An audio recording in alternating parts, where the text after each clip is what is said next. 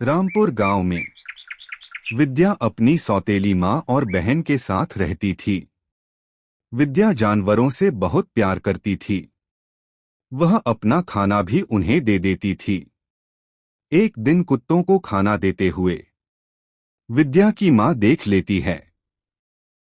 वह गुस्से में आकर विद्या की पिटाई कर देती है और विद्या को भला बुरा सुनाने लगती है। तेरे जैसी कामचोर लड़की मैंने नहीं देखी। कामचोर कहीं की, आज तुझे पूरा दिन खाना नहीं मिलेगा। अब यहाँ खड़ी खड़ी क्या देख रही है? जा मेरी बेटी के लिए खाना लेकर आ। इतना सुनकर विद्या निराश होकर चली जाती है और कुछ देर बाद माहिरा के लिए खाना लेकर आ जाती है। माँ और बेटी विद्या को एक नौकरानी से ज्यादा कुछ नहीं समझते थे। यहाँ खड़ी खड़ी क्या देख रही है? चल भाग यहाँ से, कामचोर कहीं की। शाम का वक्त हरिया अपनी बेटी विद्या से बात कर रहा होता है। अचानक से उसकी तबीयत बिगड़ने लगती है। विद्या जल्दी से उठकर पानी लेकर आती है। वही सामने बैठी माहिरा सब देख रही होती है। उसे कोई फर्क नहीं पड़ता। इतने में ही सौतेली माँ भी आ जाती है और सब कुछ देखकर गुस्से में बोलती है। आपने इसे सर पर चढ़ा रखा है। यह ऐसे करके दिखाती है जैसे सारी फिक्र इसी को है आपकी। दूसरी तरफ जंगल में दो चुड़ैल रहती थी। दोनों ही एक दूसरे से बहुत अलग थी। एक चुड़ैल दूसरी चुड़ैल से कहती है, तू कैसी चुड़ैल है? तूने चुड़ैल समाज का नाम खराब किया हुआ है। कभी कोई शिकार नहीं करती। मुझे तेरे जैसा नहीं बनना है। मुझे मासूम लोगों की जान लेना अच्छा नहीं लगता। तू हमेशा डरपोक ही बनकर रहना। इसके अलावा तू कुछ और कर भी नहीं सकती है। शिकार करना तेरे बस की बात नहीं। इतना सुनकर दूसरी चुड़ैल को गुस्सा आ जाता है। बस बस, यह गुस्सा मुझे मत दिखा। जा रही हूं मैं। हरिया धीरे धीरे बहुत बीमार हो गया था। वह बिस्तर से उठ भी नहीं पाता था। इसी बात का फायदा माँ बेटी उठाती है। मनहूस कहीं की, सब तेरी वजह से हुआ है। डायन कहीं की पहले अपनी माँ को खा गई, अब हमें भी खाकर दम लेगी। चल भाग यहाँ से, अब तुझे बचाने वाला कोई भी नहीं है। विद्या दुखी होकर वहां से चली जाती है। दूसरी तरफ अच्छी चुड़ैल अपने लिए काढ़ा बना रही होती है। इससे वह किसी का भी रूप ले सकती है। विद्या जंगल की तरफ बढ़ती है। तभी एक बूढ़ी औरत को सफाई करता देख बोलती है, दादी माँ, आप आराम कर लीजिए। सफाई मैं कर लूंगी, आप थक जाओगी। बूढ़ी औरत विद्या से बोलती है, यह मेरा रोज का काम है, मैं कर लूंगी। पर विद्या नहीं मानती और सफाई करने लगती है। तुम एक दयालु लड़की हो। तुम्हें हर चीज मिले, यह कामना करती हूँ। यह जंगल बहुत खतरनाक है। तुम्हें यहाँ से चले जाना चाहिए। यह सुनकर विद्या बूढ़ी औरत से आशीर्वाद लेकर वहां से चली जाती है। रात होने पर जंगल से अजीबोगरीब आवाज से विद्या डर जाती है और वहां से भागने लगती है। भागते भागते वह एक घर के पास आ जाती है।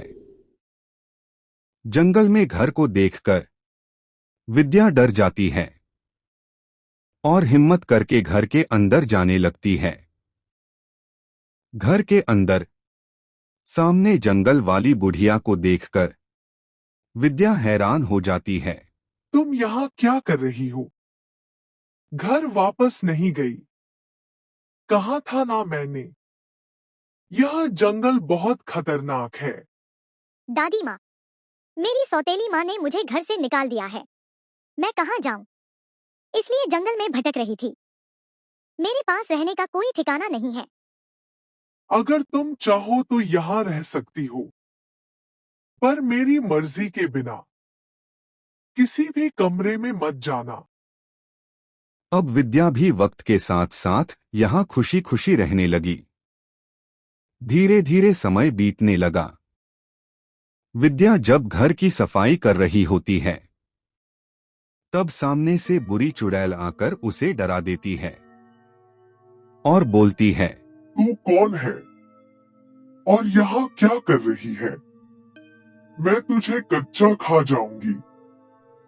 इतने में ही अच्छी चुड़ैल वहां आ जाती है। जैसे ही बुरी चुड़ैल विद्या पर अटैक करती है, तब अच्छी चुड़ैल विद्या को बचा लेती है। अगर तूने इस लड़की को कुछ किया तो तुझे मैं मार डालूंगी। तू इस लड़की के लिए मुझसे दुश्मनी कर रही है। देख लूंगी तुझे। इतना कहकर बुरी चुड़ैल वहां से चली जाती है। चुड़ैल माँ, आप बहुत अच्छी हो, आपने मेरी जान बचाई। मुझे खुशी है कि मैं आपके साथ रहती हूँ। मैं आपको छोड़कर अब कहीं भी नहीं जाऊंगी। विद्या बेटी, चाहती तो मैं भी हूं कि तू मेरे साथ रहे हमेशा, पर ऐसा हो नहीं सकता। तुम्हारा बहुत जीवन बाकी है, जिसे तुम्हें खुशी खुशी बिताना है। ऐसा कहकर चुड़ैल विद्या को हीरे मोती से भरा बक्सा दे देती है। विद्या बेटी, यह सब तुम्हारा है। इससे तुम्हें जिंदगी जीने में आसानी होगी और कभी किसी के आगे हाथ फैलाने की जरूरत नहीं पड़ेगी।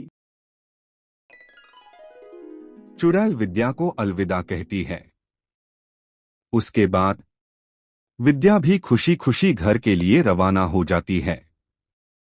रास्ते में चलते चलते वह बस एक ही बात सोचती है कि अब उन्हें कभी किसी भी चीज की जरूरत नहीं पड़ेगी और उसके बाबा जल्दी से ठीक हो जाएंगे।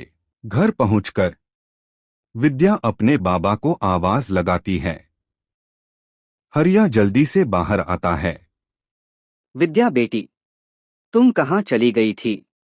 मैंने तुम्हें बहुत जगह ढूंढा, पर तुम नहीं मिली। बेटी, दोबारा अपने बाबा को छोड़कर मत जाना।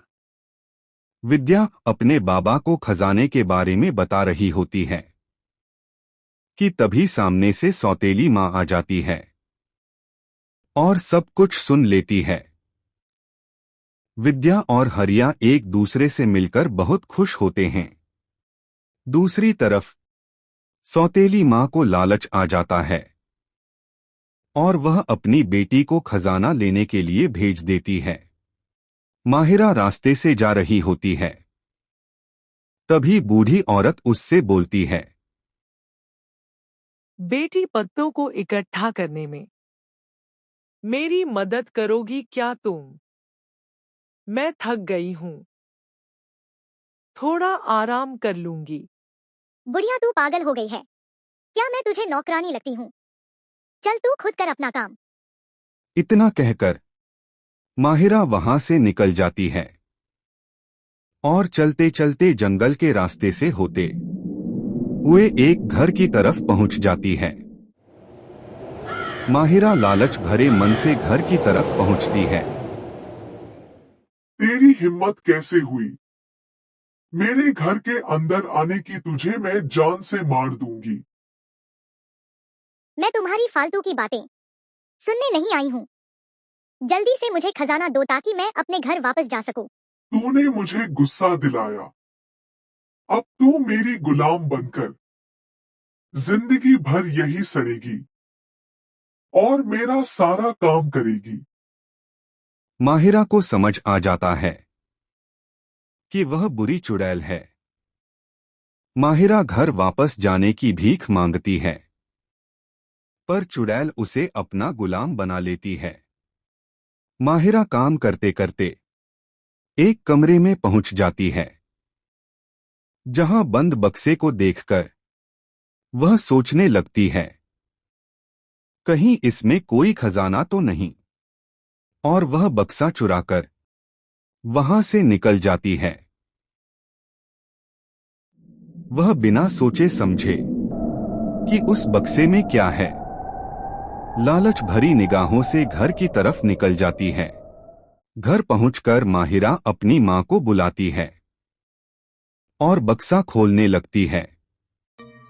बक्सा खोलते ही एक धमाका होता है, जिससे दोनों मां बेटी डर जाती है और माहिरा मेंढक में बदल जाती है। माहिरा को मेंढक बना देख उसकी मां उसके पीछे पीछे भागने लगती है। इस कहानी से हमें यह सीख मिलती है कि कभी लालच नहीं करना चाहिए।